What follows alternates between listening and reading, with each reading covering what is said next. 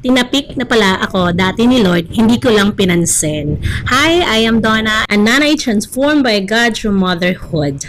Okay, so kwento time muna tayo about my spiritual growth.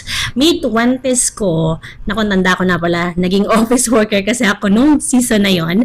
And during that time, kinailangan ko munang mag-room. Like, mag-rent ng room kasi medyo may kalayuan yung parents' house ko sa workplace ko noon. And I had this roommate, a college friend of mine, na nauna sa akin mag-rent at naging mag-roommate nga kami. Now, we are like acquaintance with a lot of things. Kasi naging ka-workmate ko rin siya dati sa iba ko pang mga racket during that time. And guess what? One thing I noticed sa kanyang every single morning routine is that she reads the Bible.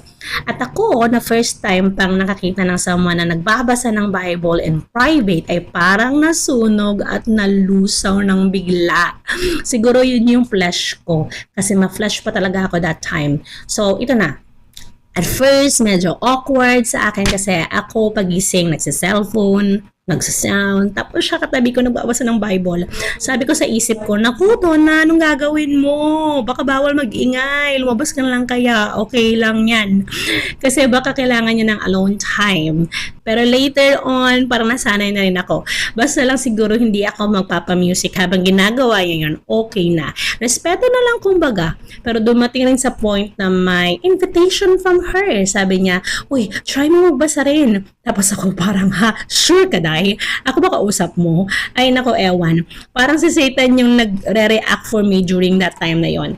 Sa tagal niya ba naman na malagi sa aking flesh, for sure magre-react talaga ang ating kaaway. Now, going back to that moment, I realized that it was indeed at a peak ni Lord. Yung Bisaya, gikuhit ko niya, kay gimingaw na siya sa ako, and He wants me to be back to His care again. Kasi after that season, I became a wife and a mother. A season that really transformed me into a person fitted for His kingdom. And of course, hindi yun naging easy transformation. It took me a while to open my Bible and meditate on it.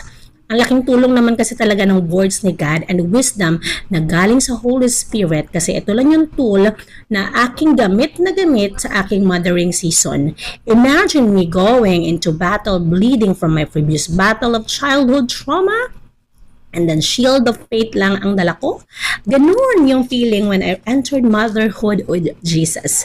So kayo, baka naman tinatapik na kayo ni Lord. Lingan-lingan din, wag gagaya sa akin na matagal nag-yes. Minsan nga nasabi ko na lang, sus, kung alam ko lang to dati pa, siguro hindi ko na